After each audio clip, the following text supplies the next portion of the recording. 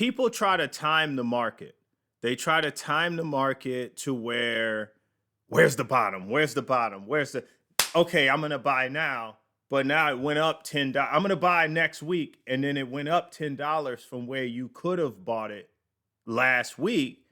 Now you don't want to buy because it's higher than what you were wanting to do, but it's still 50% lower than what the high was. So you can't, good luck trying to do that.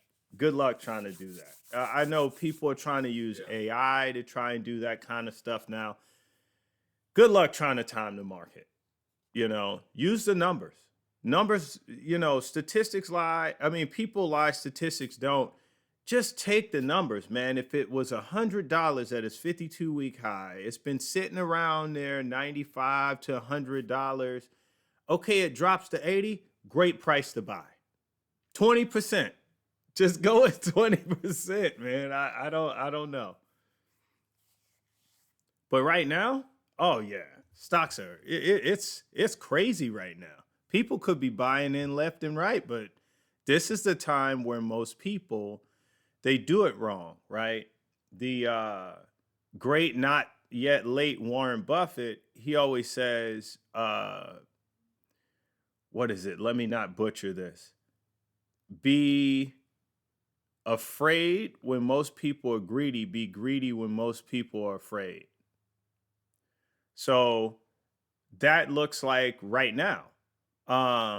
Be afraid when most people are greedy.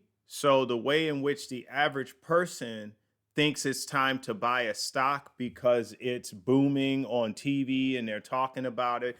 Oh, it hit its 52-week high. Most people would be greedy and try to buy it right then. You should be afraid at that point. Do not buy it then.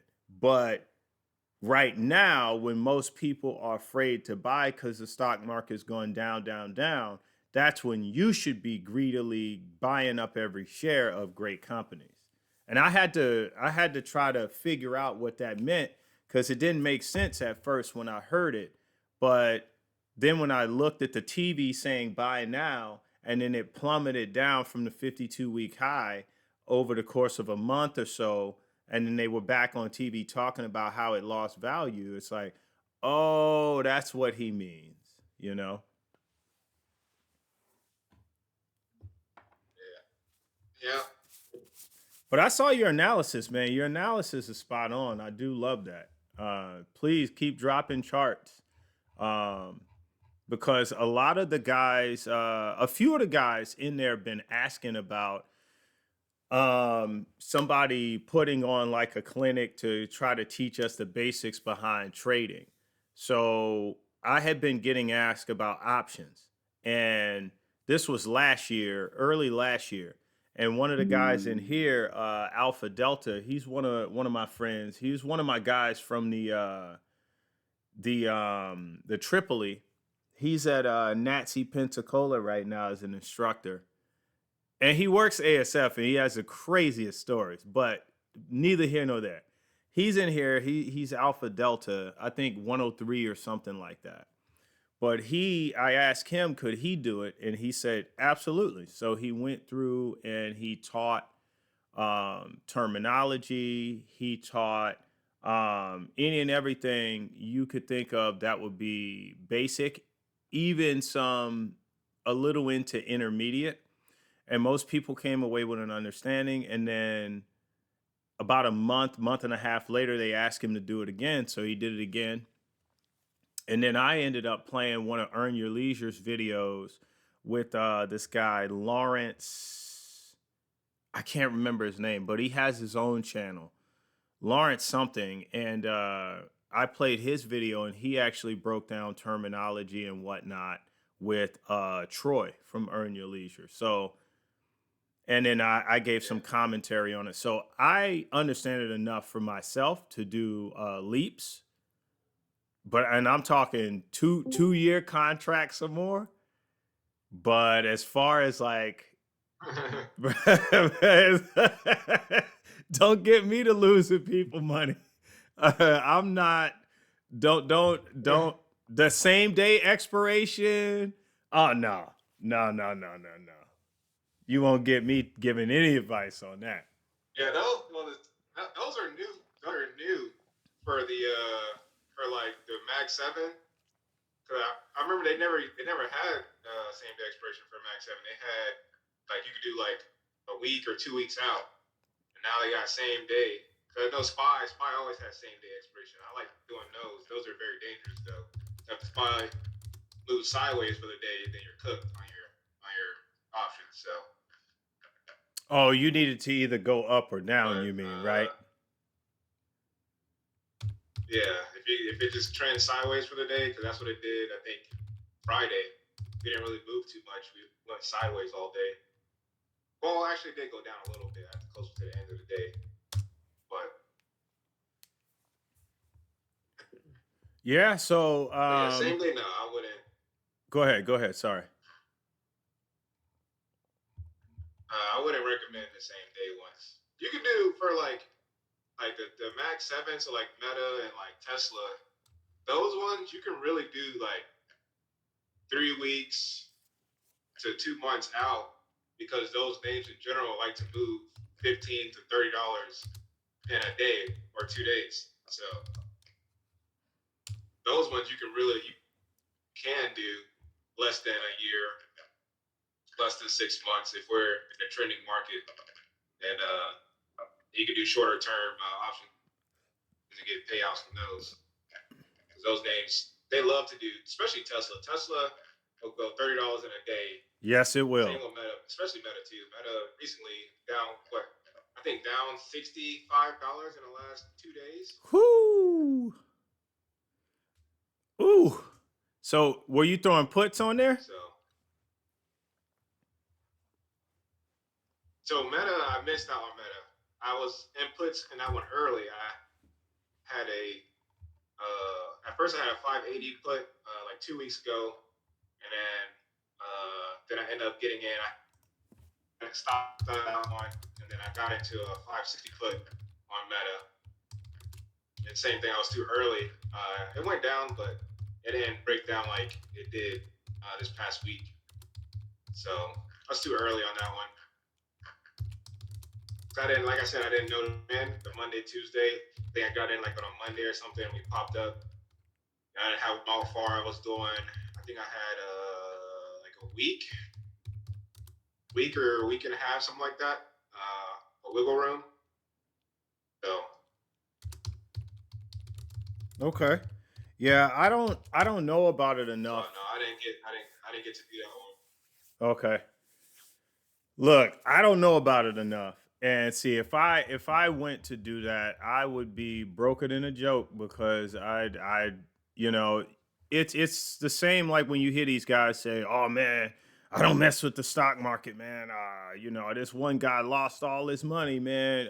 This man, I lost like 10,000 on the market." And it's like, "Well, what did you do? What did you buy?" "Oh man, I don't remember." How could you not remember what you bought if it was such a terrible experience? You know what I mean? It's like most people with a Yelp review. If you go to a restaurant and you have a great review, you go to a hotel, you have a great time, experience. Typically, people don't leave Yelp reviews. But if you have a terrible experience, you will remember that more than some of the good ones. You could have gone on 10 trips and forgot two of them completely until somebody mentions it. "Oh, didn't y'all go here? Oh, yeah, yeah, that's right." But that one that they had, they will remember the hotel, they'll remember the day, they'll remember the month, what the weather was like, the chick at the front desk or dude at the front desk, they'll remember all of that. So when you ask them, "What did you buy?" "Oh man, I don't remember. I had some company." Great. We all have some company if we're invested in the stock market. And "Oh, what price did you buy it for?" "Man, I don't remember. I just remember I bought it and it just went down, down." And I'm like, "Oh, let me wait it out." And then you listen to them and you could tell they That's have absolutely no idea what they were because doing in they the first place. yeah they were doing a signal play. It was in some Discord or somebody told them to buy it Yep. and they listened. they they might have listened to the Like and I remember They It's might the have listened to the all the news. yeah. I was on the boat, and this girl from this other command, she asked me about I think it was XRP. Mm-hmm. I think it was close to $3. And she's like her brother told her to buy it at $3, and I was like, she asked me about it. I was like, no, do not do that. Following week drops to $2. I'm like, There you go. now you could probably buy it, There you go. but I was like, I still wouldn't buy it. At $2, nah. But Like you're would right. have lost money immediately. Yep. Listening to and that's just the thing, man. And so honestly, I give advice, but I tell people, look, I'm not licensed, but for one who has been investing for a few years now, I've done a-okay to say the least, right? Um I wouldn't say I'm risk adverse, but I'm just not looking for thrills in the stock market, if that makes sense. Um, I mean, that's the best way I could explain it. I mean, that was off the cuff, but I guess that's the best way to explain it. I don't need thrills in the stock market. I don't want to be up at night sweating and rolling over looking at the phone like, I don't want to do that. Um and then you have these guys ask me about, I get all kinds of questions. Man, do you borrow on margin? Yes. Well, like how much do you borrow on margin? And I tell them like be careful, because remember, you're playing with house money, right? You have your money and then you're playing with house money. Well, the house is going to want their money back if you start losing yours. So if you are not good with investing with your own money, don't touch somebody else's. And that's the best way I could give them advice on that.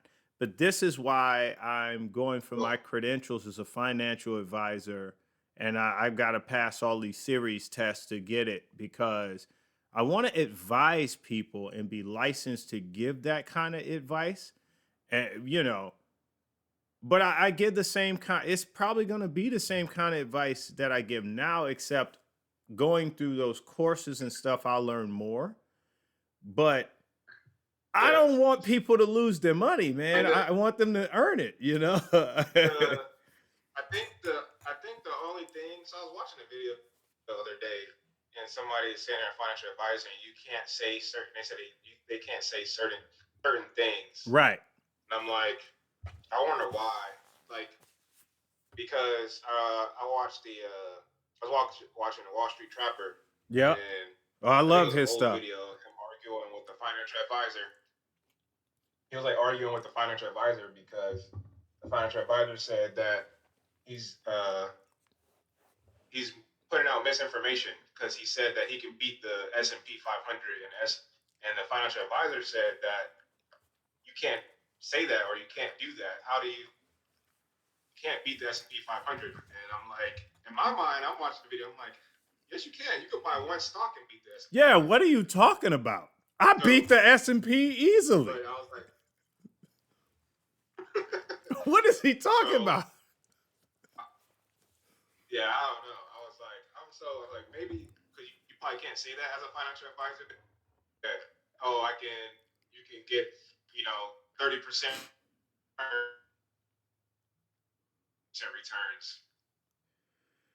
Yeah. but you got to keep it conservative. Oh, you only can do 10%, 8 to 10%, or I feel like that's the rule. I was doing the same thing. I still have my books because the easiest way for you to get your financial advisor is doing a series 65. Yes. So that's the easiest. That's the easiest way unless you get a job at some like firm or something. Then With they can sponsor experience. you. Then you can do your series sevens or six or whatever. Yep. Yep. But I was doing the same thing. So I was like, I want to.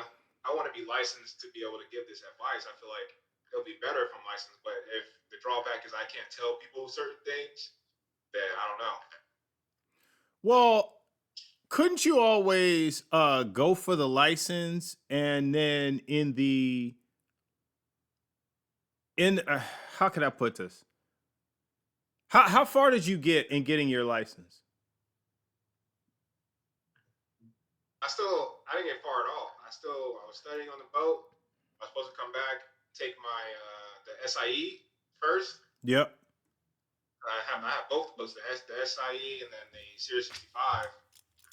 But I was not retaining the information when I was studying it. So I Ah, was like, I need to. I see. I was taking practice exams online on I don't know the name of the website, but I was taking practice exams. I was like, I'm not retaining this information whatsoever. Yeah, I want to do the same thing. SIE Series 65. There's a few other series that I wanted to take. I can't remember. There was a 6 and a 7, but I think so. There's a guy I met at the gym. He's an acquaintance of mine at my gym here at EOS, up here where I live, and his name's Bernard. He's I think he said 59, and he used to actually work on Wall Street. And I think when I mentioned financial advisor, he mentioned he had like Series 6 or 7 and a couple of the 60 somethings. And um, he said, "Oh, yeah, I used to work on Wall Street." He's from Jersey. I noticed the accent, so I asked him where he was from, and it went on from there. But he is he was telling me, yeah, some of these tests was the hardest I've ever taken in my life. Like, just it was just unreal. And doing that self study kind of sucked. And so he was saying that there was a guy who was helping them understand how to take, like, techniques on how to take tests in order for them to pass it. And so yeah, I hear you about doing self study and not retaining the info. Do you think it was because you were on deployment and the op tempo that was the op tempo you had, and maybe the atmosphere you were in on the ship, or maybe it's something that you need? No, No, okay, fair that enough. stuff that's the yeah, that stuff. It's because it's the wording. Like you have to. It's like this person retiring. Like it'll ask you some questions, and it's like you have to pick out certain wording, and you have to leave stuff, and you kind of I don't know how to explain it. It's you got to be very careful Yeah, because so it's a lot of math too. But I'm gonna go for mine. I'm gonna tell you that right now. I'm gonna go for mine. And if in the process they're like, you can't say certain things, and I might as well just start looking it up right now. And if it's really, really tying my hands legally, if there's some strong legalities to it, then maybe it's something that I might not want to do, but find a different way to be able to give people licensed advice, because there's money to be earned out there. And for somebody to say something wild like you can't beat the S&P 500, are you stupid? Like, the S&P 500 have been getting 10% for decades, right? You Amazon's beating 10%. Nvidia is murdering 10%. I shouldn't say murdering, but they're crushing 10%. Robinhood did over 200% last year. What are we talking about? Robinhood, you know what's crazy about Robinhood? They're not even a Mag 7 company. And they just joined the S&P 500 like 2 quarters ago, I think. So they did 200%, which is how they got into the S&P 500. So what is this guy talking about, man? Like, that's just wow. they're going, yeah, they're gonna make the Mag 7 the Mag 8 soon. And who's getting in it? Rob, Darn straight. Robin Hood. Darn Yes. straight. I was like, I should have. I was just thinking about that earlier. 'Cause I know you're a big Robin Hood person. I was like, I should have Absolutely. bought Robin Hood when they had all that stuff going on about they let people sell their stock and all that. That would have been the perfect time to buy Robin Hood. Bro, they But all the fell stuff that's coming down out to right like now, I'm like, they're about to die. yes. They fell down to like $7, $8, $9. I was like, swoop. But it's crazy. I didn't get as much as I should have. That's always what somebody will say looking back. And if you could say that looking back, I think that's like the best I should have case scenario you could have. I should have gotten more because that means you did do the right thing. You just should have done more of the right thing. Like instead of having close to 400, I should be at 1,000 is what I'm getting at. It should be like SoundHound AI. I have 1,000 of those. I should have 1,000 of Robinhood right now. Absolutely.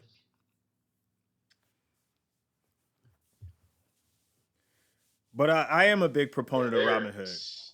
They're cooking. Go ahead. Sorry. yeah. No. I was just saying that. Yeah. Same thing you're saying. They are all stuff they're coming out. They're trying to become a monopoly Oh yes. like Google. Oh yes. And this is what I was telling people. Shoot, I started this channel. I want to say. So I thought I started it in May of 24, but I looked at when I actually started it, and it was like April of 24. So it's almost been 2 years, almost to the day right now. And I've been telling people this for longer than I started the channel. I was telling them that Robinhood was trying to be a one stop shop when it came to finances. And people either they didn't know anything about it or they kind of disagreed. And I'm like, well, and they said, how? It's just a trading platform. Well, at the time, I did not know that Robinhood, when it started, was a social media platform. I did not know that. And then they got rid of that, and then they did the trading platform. I did not know that piece, but I said, listen, yes, you can buy stock, but you can also buy crypto. Yeah, tell me. And then I said, then they're about to offer a credit card. Then they offered the credit card. So I said, they have now become a lender. This is bigger than just having a credit card. They are now a lender, right? And then I said, okay, if they do IRAs, it's going to be a game changer. IRAs popped up. If they do custodial accounts, it's going to be more of a game changer. They did custodial accounts. Then they announced we're going to do bank accounts. We're going to do checking and savings. We're going to allow you to put your what is it? Direct deposit over here. I was like, it's you know what? It's game set match Robinhood because from there they're going to go to car loans. They're going to go to home loans. And here's the thing I'm waiting for them to come out with, and maybe they already have it. Maybe you might know, but I'm waiting for them to do something like Mint, something where you can track all your finances through them when you buy something. I think that's going to be my question for their next earnings call. Where you can track all your finances.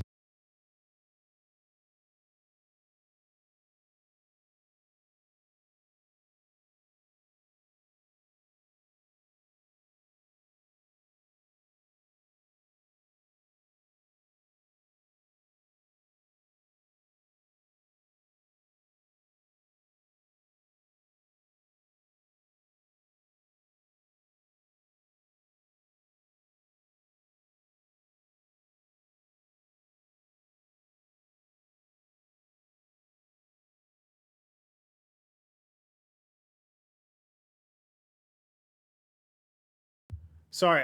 Yeah, I hear you. The shop was calling about my car, and that's bad juju to take a phone call on a live. But I was trying to make it to where somebody was talking and figure out if that was the car shop or not because I didn't recognize the number. But he said my phone was, I guess, collecting it as spam and sending them straight to voicemail. But let me see. The chat said 401k just moved my TSP. Yeah. So okay. So what I was getting at with Robinhood is that this is the live, by the way. We're if you hadn't picked up on that, we're just chatting about how the market's doing. Um, so this is it.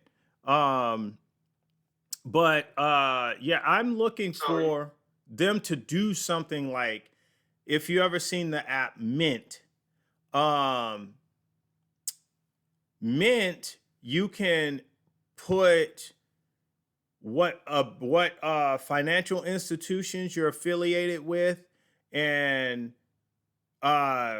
it'll pull the information from those institutions from your accounts and put it there, and it'll just show you what your how much you spent, how much came in, and break it into categories like food, clothes, entertainment, gas, all that kind of stuff. You know what I mean? okay, I know on the I think they're probably that's probably next because on their banking app you can connect all your accounts and it shows you like what your net worth is. So like it'll show like you connect your bank account, how much money you have in your bank account, your liabilities it has on there, and it'll show like okay, this is what your net worth is sitting at. So I feel like they're moving towards that also. But then if they to have that, that's it's pretty much almost the same thing. Almost. They're getting there. They're getting there. Yeah, I like the network tracker for sure. I just mean like an everyday, ooh, I spent too much last month on this one thing, on entertainment. Let me cut back. Something that the average person, the common everyday person can utilize and say, okay, I'm doing good here. I'm not doing so well there. And they can actually make changes. Something that is useful for everyday life, like that. And I think they're heading that direction for sure. I think you're right. It's about to be Mag 8. And in the words of Tupac, I ain't mad at you, you know?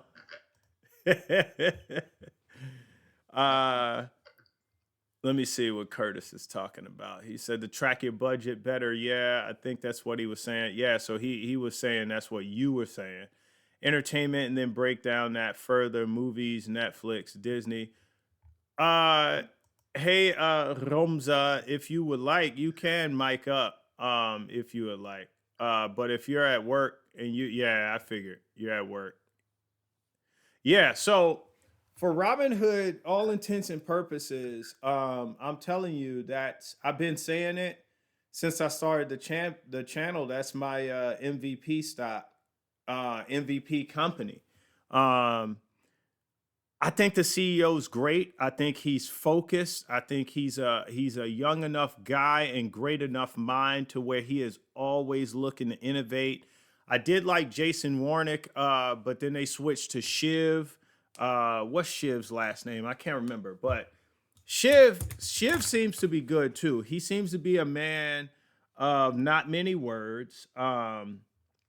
Is he doesn't talk much, and that's okay. Shiv Verma, that's his name. Um, but if he's carrying that same great innovative mindset, then I'm on board with it. It's we always used to talk about CEOs, but no one ever talked about when there was a tech company, the CTO, the chief technology officer. They never talked about the chief financial officer, the money man, right? They never talked about these other C-suite executives, but I think they all make the company go around. And I don't know, I just love Robin Hood's C-suite team. That's just me. Um, how they talk about things, they're not real nebulous about when you ask them a question.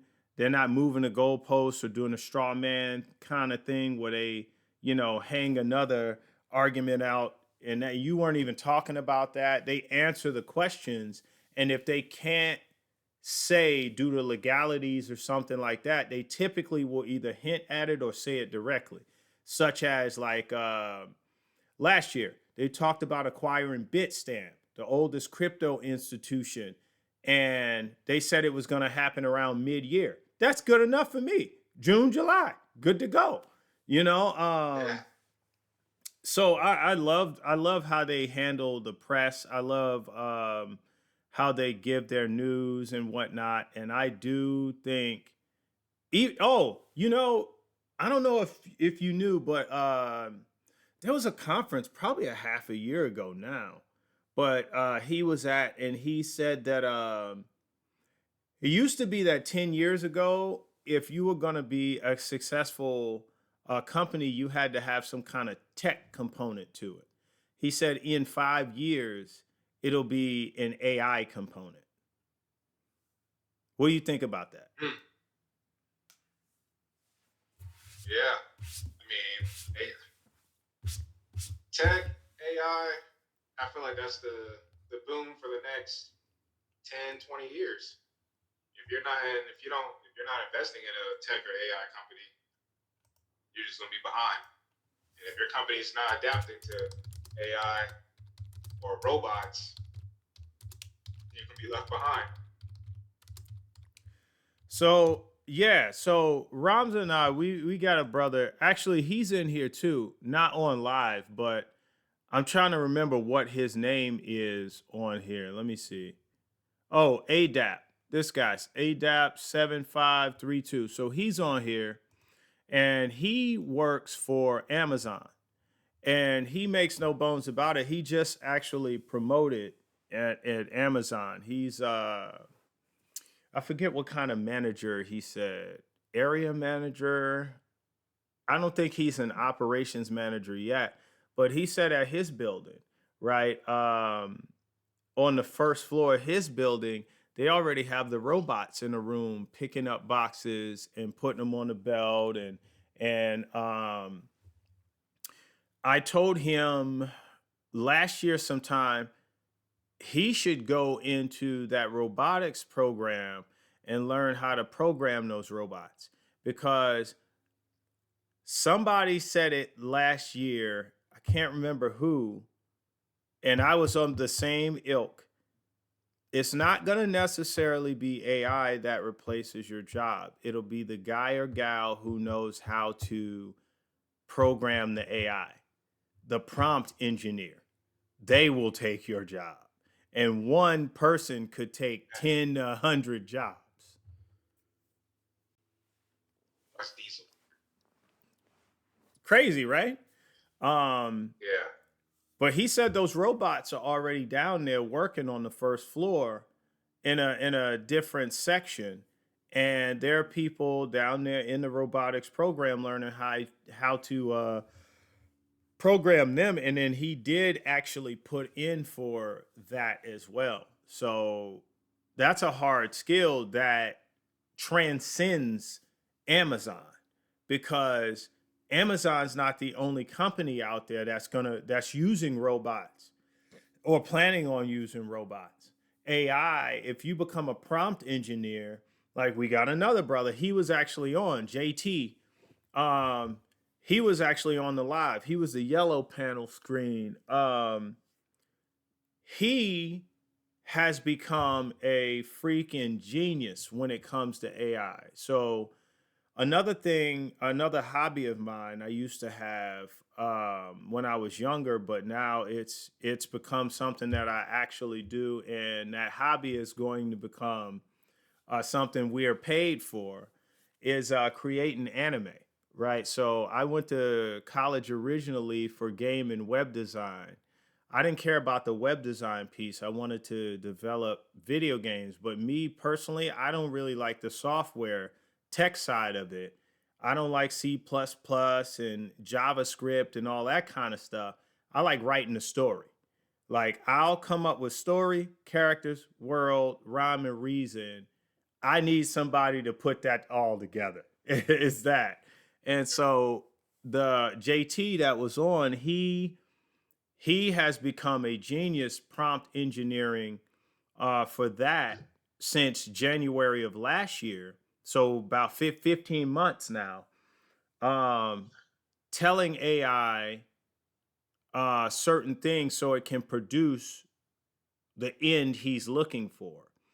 And he has, I'm telling you, he's become an absolute genius. He actually uses AI to produce still images, to produce animations now. We've created a music video utilizing it. I think he's actually about to finish the second music video. And I mean, the song that the song is ours that he utilized AI to create, and the video he created as well. So he's engineering music as well as music video.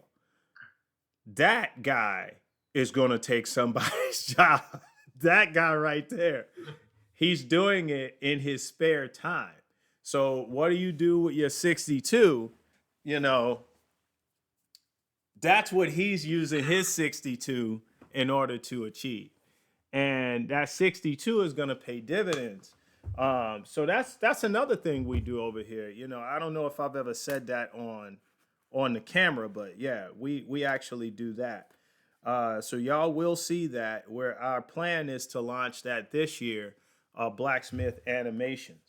Um, and so our plan, now that I done said it, now we got to do it. We got to hold ourselves to it, you know. But yeah, that's the guy that's going to take people's jobs. Let me see. So I had an overview of the stock market prepared with AI. I actually did this on camera while you and I were talking, but I'm going to go down here to the bottom because one of the last questions I had asked it was something that Ramza just asked in the chat, which was, how is the Iran conflict affecting the market? So I asked it two questions concerning the Iran conflict. One was surrounding the market, and the other was surrounding crude oil. Um, so I'm going to talk about how it's affecting the market first, what AI came up with, and then hey, if y'all feel free to weigh in on this, whether through chat, Ramza, or Manuel, if you're unmiked, so if you want to chime in, you go right ahead. You know what? I never even shared my screen with y'all. I never even thought about it till right now, but I never shared my screen with y'all. But I guess OBS was capturing the whole thing, so I'm good.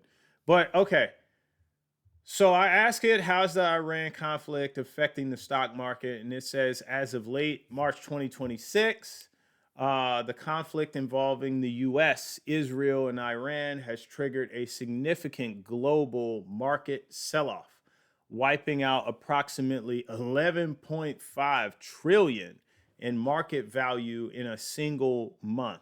The market is currently characterized by high volatility as investors grapple with an energy shock and the potential for a prolonged regional war.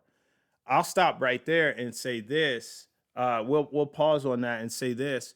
Um, so I was watching Earn Your Leisure, and I don't remember if it was a blackout episode or if it was a Market Mondays episode. I think it was a blackout episode. It was 2 or 3 weeks ago, and they had like this guy. He had done this research on the oil in the Middle East coming through the Arabian Gulf, through the Strait of Hormuz, in and out, um, was like some high percentage for the entire world, right? And I can't remember, but he said that I think India gets like 70 to 90% of its oil from there. And South Asian countries get a lot of their oil from the Middle East. Hold on. Instead of just kind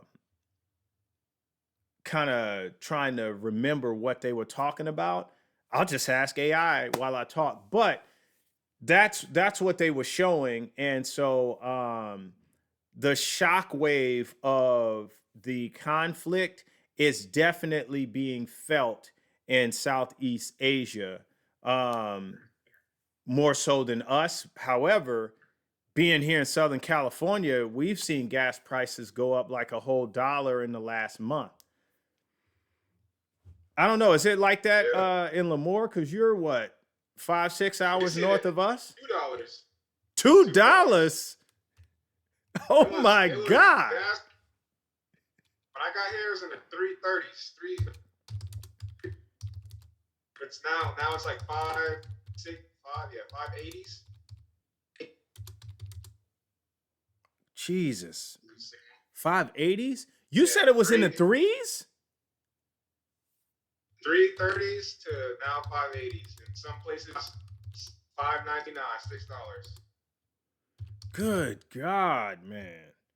And that was in a short period of time? That's like the last month and a half. Oh my God. Well, we were in the fours, but I think I got gas yesterday morning and it was like 561. And I was like, ooh, Lord, have mercy. Good thing I'm pulling up on this Kawasaki long range, getting my 3.5 gallons for the day. You know what I'm saying? If I was pulling up in an SUV needing 14, 16 gallons, and then people love driving these big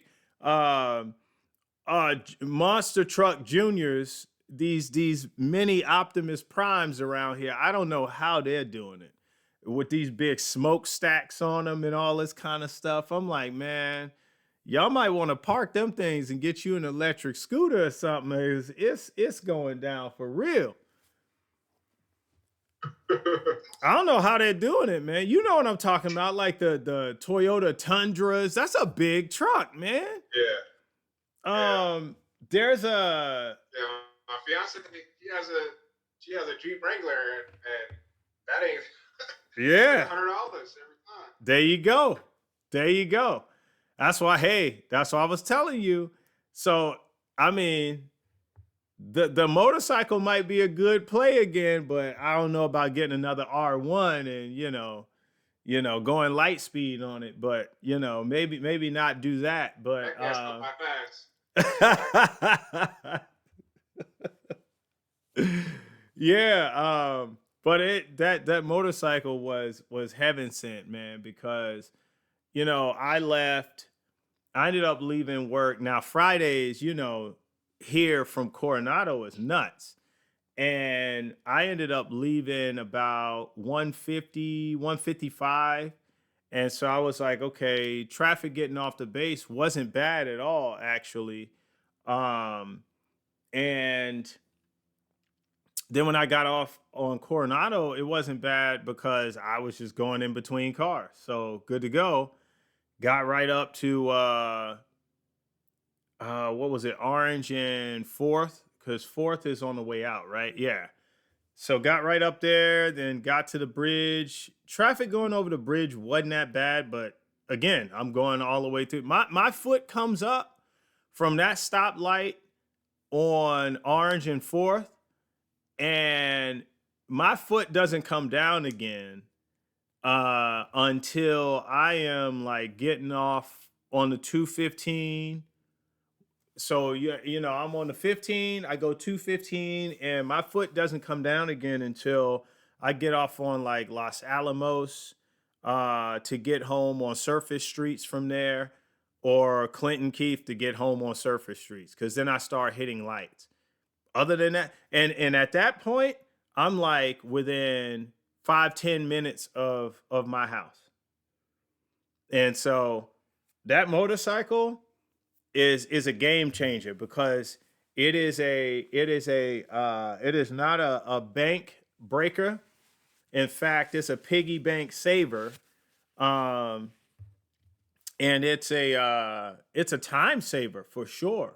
You know, as we get older, we realize just how importante our time is. It's not that it wasn't always valuable when we were 2, when we were 10. It's just we realize it as we get older. Man, on average, right? It was taking me 2 to 2.5 hours to get home when I was in that Model 3. I will tell you right now, it's an hour and 15 minutes without traffic to and from work. It's 75 miles. And I've clocked this. This is not hearsay. This is a real thing. I will get home in an hour and 40 minutes, an hour and 30 something. So that I'm only adding 15 to 30 minutes of travel time getting home on that motorcycle versus a whole hour and 15 minutes. Because I said what I say, 2 to 2.5. And I think the hour and 40 minutes was me first starting out and I wasn't splitting lanes as much. But now I get home and it's like I got home the other day and it was like an hour and 20 minutes. So I'm saving time galore. If I do, we talk money a lot, right? If we add up different things we've done, I don't care if it's a type of vehicle we drive, like what I'm talking about now, if it's AI that we're utilizing, or whatever process we're doing to save time, that'd be a game changer too. Maybe that's another topic for another day that we'll start talking about. But let me see. Where is that question I asked? Okay, here we go. So I'll go through these rather quickly. So major uh index, what is this? Indexes? Uh Indices? Indices. I saw it and I was like, I've never seen this word. Indices in correction territory. So it says for the first time in nearly 4 years, all major US indices. What's an indice? Index? Oh, so that's I It's said just saying indexes. form. Okay. Yeah, you're right. I know It's it's just a not form. indexes because that's INDEXES, right? But I was like, indices. I never heard of this. Look, this is live and on camera. This ain't AI. I was really struggling for a second, man. All right, cool. So all major US indices have faced 5 consecutive weeks of losses. So that's major, right? Nasdaq, Dow Jones, S&P 500 that you can't beat, by the way. Hit lowest level of the year. Uh, what was I going to talk about? The S&P 500. Isn't there a Vanguard that is basically the S&P? Is it like VOO, VTI? Yeah, VOO, I think, and there's VOO. another one too. Yeah, basically it's Vanguard's version of the S&P 500, right? Yeah, And then I tell people if you want a tech heavy one, get QQQ because I think QQQ is about 51% tech and it has exposure. The top 10 has exposure. All the Mag 7 are in the top 10. Costco's in the top 10. Costco is unbeatable. If I was going to invest outside of tech, Costco is unbeatable. I'm sorry, man. Like yeah. that that is a good company right there.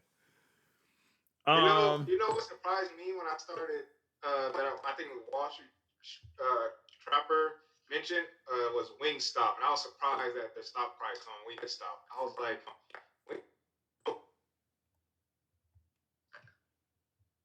I lost you. Wingstop is a big one. Oh my service. I heard you say Wingstop is a big one. I heard him mention Wingstop last year. Earn Your Leisure mentioned it last year. When I looked it up, I think Wingstop was at like 300 and something per share. And I was like, what? I couldn't believe it either. Um, in fact, if you remember a couple years ago, Chipotle was killing it. And then they did a Yeah, stock split, and I don't think they've been the same since the stock split. it takes some time for them to rebound. That's every time a company pretty much has a stock split, it takes a little bit. Well, But I think the CEO of Chipotle went. I think he went to be the CEO of another company. I forgot it. yeah, What see, company it was. that's I part think it was of it. Starbucks. Was it Starbucks? Was he Starbucks? Was that it? I think it was Chipotle, and then he went to try to help out another company. I think it was Starbucks. I'm not 100%, but I think it was Starbucks because they So weren't doing too good. go ahead, go ahead. No, that's yeah. I don't know. I don't remember. So another thing that is keeping Chipotle down is the amount of competition they have. So if you look, you have some of those some places popping up that are like that. Like there's a place we went to in Vegas called Chop Stop. That's kind of like Chipotle, but I think one of their biggest competitors now is that place called Kava. Have you been there? Right? No, I don't think I don't think I've ate there. I've seen it. Go into Kava if you like Chipotle kind of food. I think it's more, baby. What would you say Kava is like Mediterranean? Yeah, I think it's like Mediterranean, but it's the same kind of setup as like Chipotle. I think they do wraps. Do you remember? I don't know if they do wraps, but they do bowls, and it's nice. It's a clean environment. It looks healthy. It basically a Chipotle feel to it, and their big competition for Chipotle, Kava. Okay. Police visitor. Yeah, they're Okie East dokie. Coast restaurant though. I don't ever see I don't remember ever seeing them. My wife was saying they're not in California. We went to one in Pensacola, Florida, and there's a lot of them around the DC area. My fiance said there's one in Mission Valley. Oh, well, there it is. There in Mission Valley. Yeah. There we go. Oh yeah, they're competition. They don't need it. They listen. That's how you get taken down. Okay.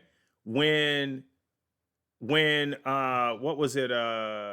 Circuit City was everywhere. Circuit City was your tech buying place in America, right? You get washers, dryers, TVs, VCRs, all that stuff from Circuit City, and you couldn't beat them. And then all of a sudden, the new kid on the block, Best Buy, comes out and knocks them over the head and put in within 5-10 years, Circuit City's going out of business, just like that. All right, so let me run through this next one. The energy shock, oil and gas. So we talked about the Strait of Hormuz. I didn't say it was blocked, but it was blocked. And so crude oil prices surged up. It's saying 45%. Um, so we're looking at $105 to 113 per barrel, up just $70 pre-war. So that is a lot. Inflation fears. Economists have upgraded inflation forecasts to average 4.2 this year, up from 2.6 in 2025. It's crushed the hopes for interest rate cuts from the Fed. I think they just did. They went over it, and I saw a message saying rates stayed the same. Um, Gasoline, the national average for the U.S. jumped to $3.98. I'll take that First of all, I'll take that. But that's less than what we had even pre conflict. It says pre war, but I'm gonna say pre conflict because I don't think it has been classified as a war. Sector winner and losers. So we have tech AI down, defense sector up. Big surprise there. Consumer non-essentials down, and we're talking about like Starbucks, Norwegian cruise lines. I mean, who's going on a cruise and they're going to up the prices for gas and stuff like that. But people as a whole in the economy, they're in society, they are struggling right now. So cruise liners are going to be down anyway. Safe havens, I don't know what a safe haven sector is. Mixed. Oh, precious metals, gold and silver. Okay. All right, white noise versus reality is saying the market has become increasingly skeptical of diplomatic headlines, while President Trump's extension of a deadline to attack Iranian infrastructure briefly calmed prices. Analysts like Jim Bianco now call such statements white noise, stating that only concrete de escalation from Iran will truly move the needle back towards growth. Okay, so we can see right there where it has shaken the stock market. I'll probably go over some more of this stuff next week. Um, you got anything to say to kind of wrap up the show? Any last statements or anything like that, good sir? Uh, Only thing I got is the market. I know they wanted some questions about the market, but Yep. right now, what is it? Amazon is like sitting at 199 is on edge. Um, Meta, we already dropped to my targets. 500 is my next target for for Meta, Mm-hmm. but they're right on the edge right now for a heavy drop. So either we bounce, we repeat the weeks that we've been on Monday and Tuesday. We bounce, and then Wednesday, Thursday, and Friday we tank, and we get a 20% correction in the market. But there's names that are still holding up, also that are good buys. But that's really it right How now. You can still buy any name. how are you how's Google looking? Because Google was holding up when the rest of the Mag 7 was down. Yeah, Google was looking strong until we came back below 300, that $300 range. Yeah. I have to put a chart in there. So I ask it to show me the stock prices of the Mag 7. Hopefully these are correct. It's saying Meta is up at 526. Yeah. Okay. It's saying that ooh, pre-war trend, it was at 648. Oh yeah, before the Meta. Yeah. Yeah, my on my analysis for that, when I put it in the group chat, I had a blue line marking if we drop below that blue line, we're at like around 640s, and I was like, if we get to the 630s, it's gonna start to break down. Yeah, we And in then trouble. yeah, Whoo. Yep, Microsoft pre-war 392 sitting at 357. Uh Microsoft is looking strong. are I would they? say that because we're still up. I think I have like some pretty low targets on Microsoft if it was to fail. Yeah, Because we dropped before war, we were already dropping. So that's why I think Microsoft is looking a little bit stronger than everything else. I see. I see you talked about Amazon already, and I'm looking at like Google. We didn't mention them. It's saying it fell from 311 to 274. Nvidia's down at 167 now. Wow. Yeah, that's another one that's on the edge. My support for Nvidia was 171 and then 168. So Mm, that one's pretty much on the edge. Also, for a fall, it could fall to 150 is my next target. mm. You foresee it falling there, huh? If we continue down, yes. What about Right. Apple? I didn't have my eye on Apple at all. I know it's part of Mag 7, but Apple is saying it's sitting at 249. What do you think about Apple? 249. I Yeah. think I had Apple 248, 250. I think was. Can you hear all that the ball bouncing? No, I don't hear none of that. I just hear you. Okay. Okay. So I think let me go look at Apple really quick. Apple. It was. I think I had it saying the Apple was. As everything was dropping, Apple was up. Yeah, I think So Apple Apple. and Google were holding on strong, but I think they got So them. so yeah, Apple. I had a support at 249, and then my next support for Apple was 239. Okay. So it's gonna And then let me fall look a at little the. bit I can look more. at the chart today, really quick. Okay. So So Apple. Magnificent 10. I gotta ask you another question when you grab that. So okay, so yeah, Apple. We're sitting right on my support level. That's on the edge for a drop. And then if I'm looking at the MACD and RSI, it's looking bearish. So it's looking like it's going to make that other leg down to 240, to 239. Okay. That's what's up. So yeah.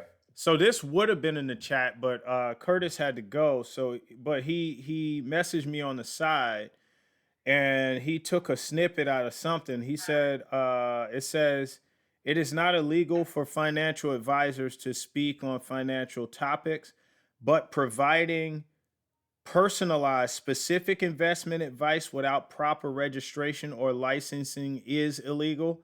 Advisors must adhere to fiduciary duties, avoid insider trading. Everybody's got to avoid insider trading. That's illegal, just period. And prevent misrepresenting investments with penalties, including fines and prison.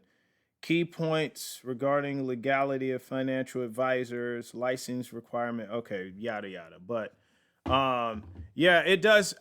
Going back to the whole thing you were talking about with Wall Street Trapper talking to the financial advisor, him saying that you can't say that you can beat the S&P 500. You know what? I wonder if he was a financial advisor, because this might have been it too. I wonder if he was a financial advisor on his own, like privatized, or if he was working for a firm. If he was working It's for good. a firm, I guarantee you that's why he's saying that. Yeah, that's what he's saying. He works for a firm. There it is. There it is. Yeah. Because they have to swear by, if you're a firm, you have to swear by the S&P 500, just in general. You just have to, because that's going to be where all your safe bet money goes. 7 to 12% gain a year, that's going to be it. And then if the customer wants to go more aggressively, now you can put them in the things like the Mag 7. But they like doing that. What is it? A 90-10 split portfolio where 90% goes in the S&P and 10% they play with in other stocks.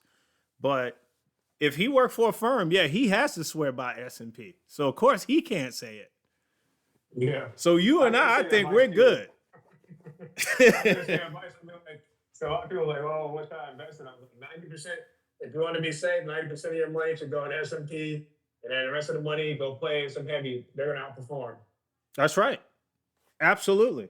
If you try it the other way around, that's a risky portfolio. That's a risky Yeah. portfolio.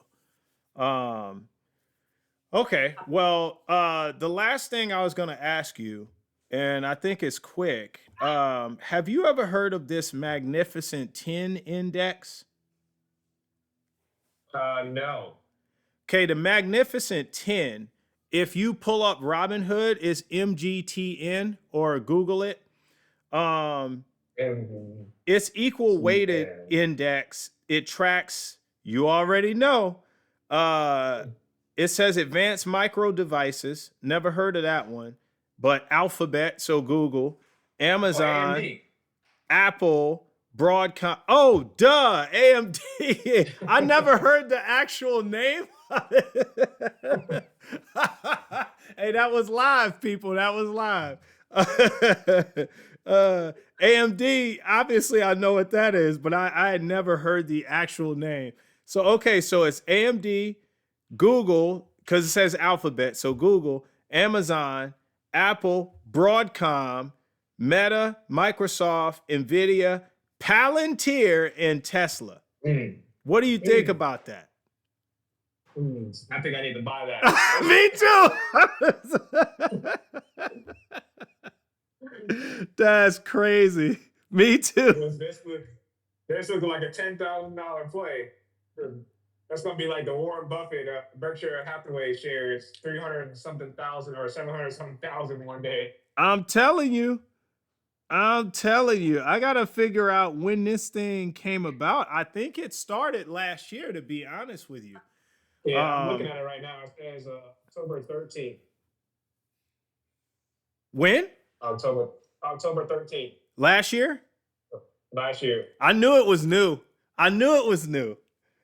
We're going to talk about this, but the Mag 10 index with those companies we just listed off, I say make it Mag 11 and put Robinhood in there, and you got yourself it's viable right now with just who's in there right now.